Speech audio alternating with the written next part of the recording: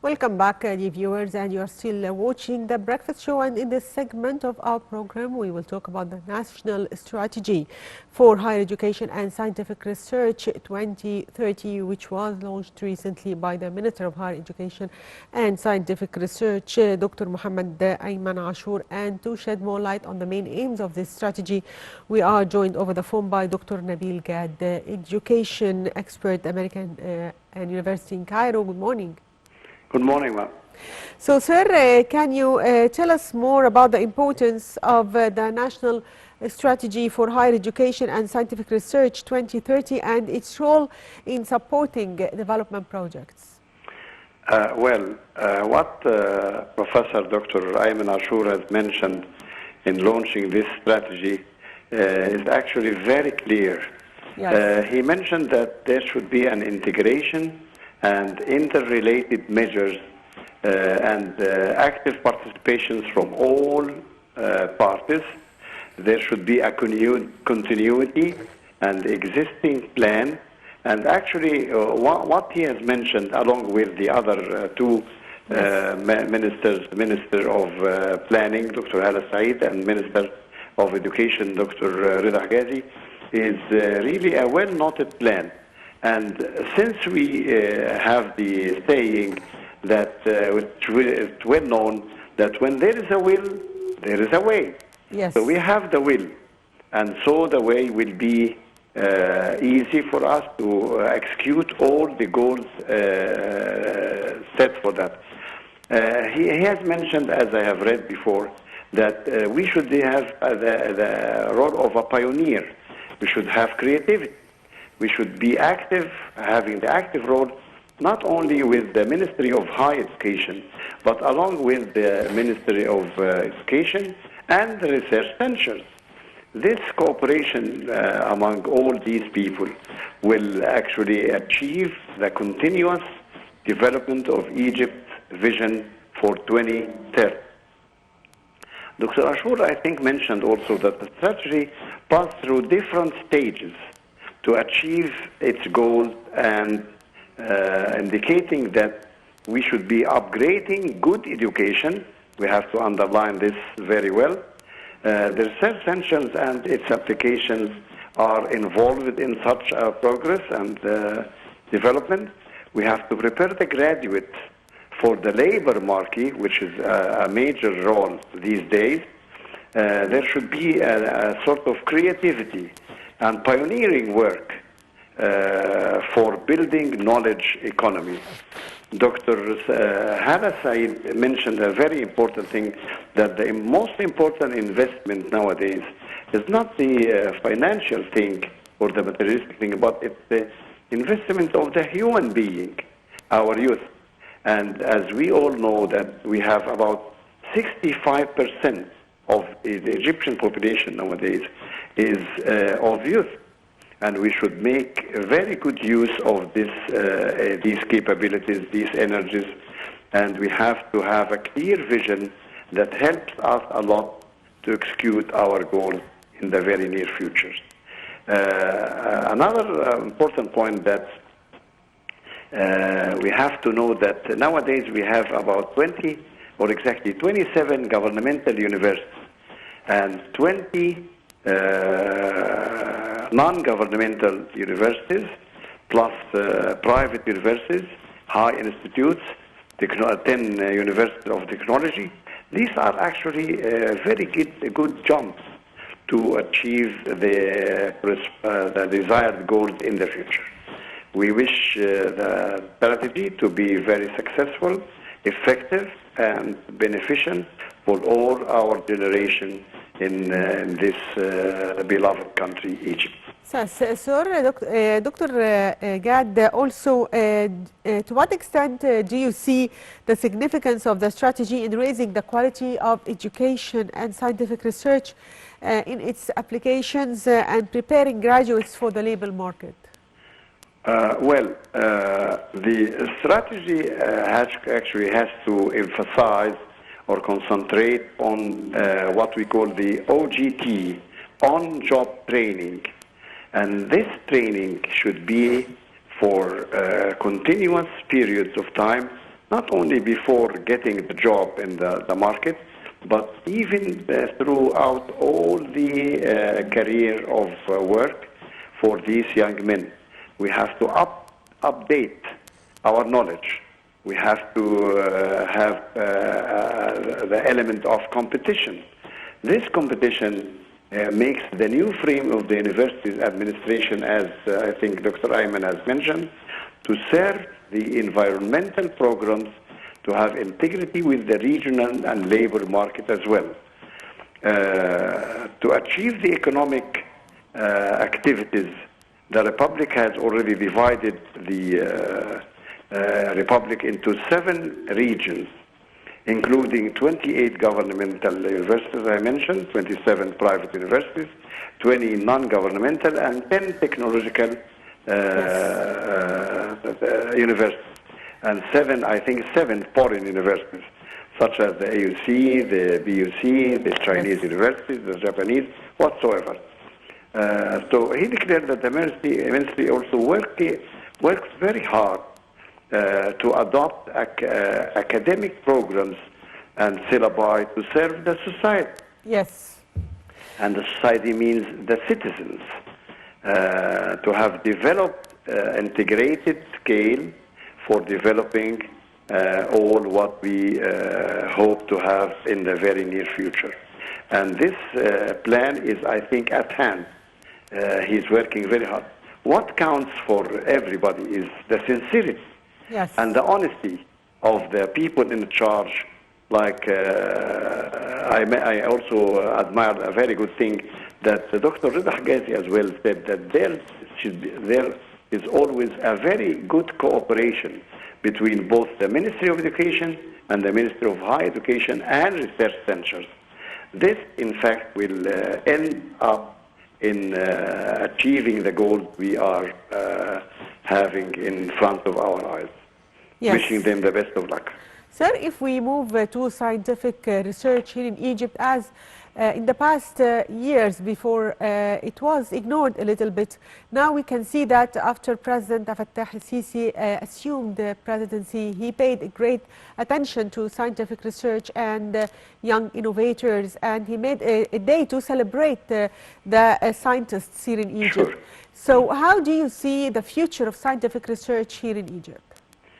Well, I think there must be, and this will happen, sure, yes, very closely and very near, there must be a unified law for higher education. Yes. And this new strategy actually deals with all these programs in 2 parts.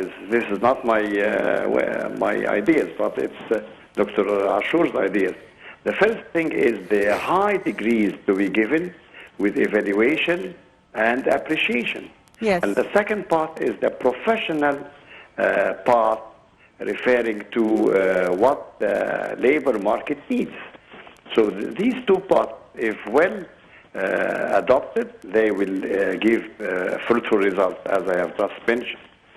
Investment in human element is very important. It has a major role, as Dr. Hala Said mentioned, and we have to concentrate on the technical and professional training nationwide.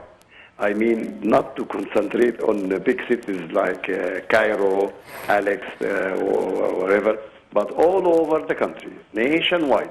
The training, the program should be overwhelming and covering a very big range of users for this training.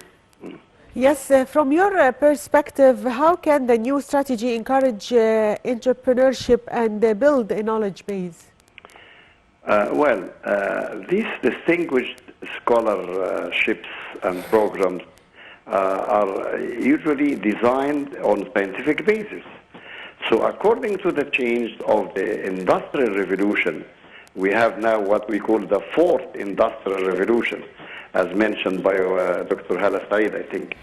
And she added that these efforts come in the frame of 7 principles based on high education and scientific research, indicating that the Egyptian society is actually a society that consists of 65%, as I've mentioned earlier. Yes. The population increase is not a demerit. It's considered also as a merit, because at the same time, through human investment, we can increase youth effort in the world of competition.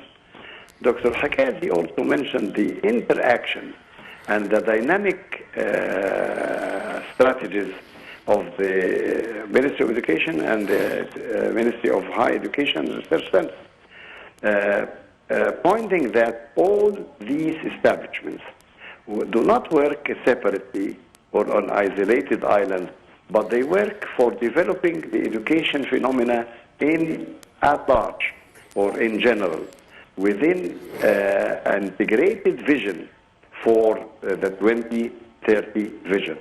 I'm so happy that we are looking forward to having something that will benefit us a lot in the future, in the very near future. And this is for the skills of our modern and fast technological approach that's going on all the time.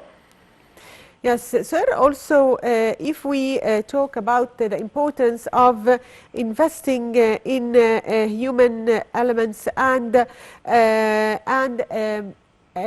preparing new cadres for the future, how do you see the government keenness to invest in humans? I think Dr. Hagazi mentions that particular point, saying that the challenge is creating an integrated and educational path for both the Ministry of Education and the Ministry of Higher Education, plus, of course, the educational centers, research centers. We start from the school and we end at the universities, reaching the labor market later on for our sons by training, as I said, and this path has a lot of skills to be taught and trained on, and I think it would be a good idea as well to have experts from abroad, or to send some of our youth abroad to have short-time training and to be aware of the most up-to-date trends in the training. We have to be ambitious, because this is our future, which we look forward to having to overcome all the challenges that we face in the present age. I know the burden is so heavy. Yes. However, the Egyptian family, I think, is able to be having such a challenge and overcome all the problems that we have. Maybe somebody will say we have financial problem. I think the leadership, the political leadership, will afford all the financial sources for having such a strategy succeed to a great extent, hopefully. Yes. So, sir, how important is the expansion of the establishment of technological universities nationwide and the expansion of international partnerships to support sustainable development projects? Well, the new universities, the non-governmental in particular, that started so recently, plus the private universities that have been for a long time, say the AUC, the American University of Cairo, has been over 100 years, over a century. These universities give a very good hand, and the cooperation between such universities in all fields will lead, sure, and I'm quite certain that it will lead to very good results. Because when we say that two heads are better than one, it's the same idea that when we have meetings with the principal elements in these universities, they will exchange the information, they will give value-added information to the requirements of the labor market, coping with all the most up-to-date trends in the whole world nowadays. So, sir, if we talk about scientific research again, what do you see, what are the challenges that still face Egyptian scientists?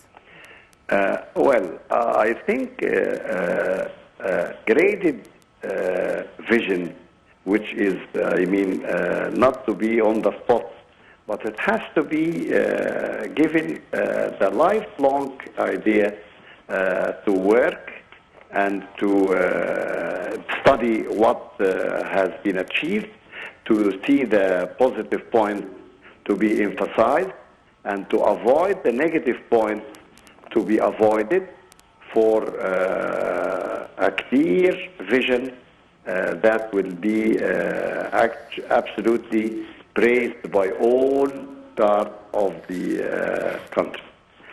Again, we have to emphasize the investment in the human element. Yes.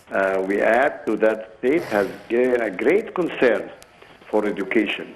And these are the bases required for sincere and honest efforts done by everybody involved in such a path. Yes, finally, I'd like to thank you, Dr. Nabil Gad. Thank you, an educational expert. Thank you, sir, for being with us. And dear viewers, the International Women's Day is a global holiday celebrated annually on the 8th of March, with a focus on celebrating women's achievements, raise awareness about discrimination, and take action to drive gender parity. More details in the following report.